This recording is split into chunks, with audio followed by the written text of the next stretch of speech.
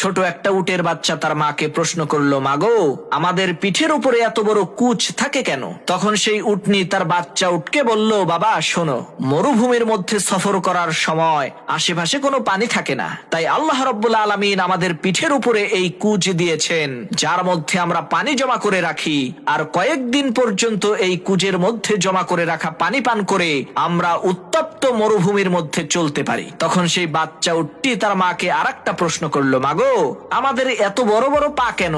তখন সেই মা উটনিটি বলল, বাবা, আমাদেরকে মরুভূমির মধ্যে অনেক দূরে দূরে সফর করতে হয়, তাই আল্লাহ রাব্বুল আলামিন আমাদেরকে বড় বড় পা দিয়েছেন, যাতে আমরা খুব দ্রুতই রাস্তা অতিক্রম করতে পারি। তখন বাচ্চা উটটি বলল, মা, বুঝতে পেরেছি, এখন বলো আমাদের চোখের সামনে এত বড় বড় পাপড়ি কেন?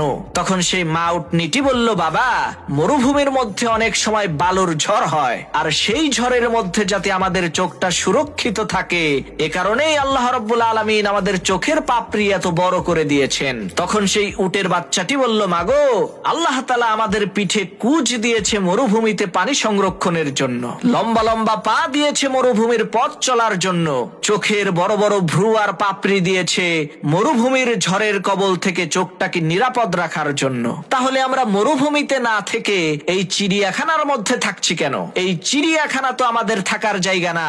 প্রিয় ভাই আমার, আপনার মধ্যে যতই গুণ থাকুক না কেন, আপনি যদি সঠিক জায়গায় না থাকেন, তাহলে আপনি কখনোই আপনার প্রাপ্য মর্যাদা পাবেন না।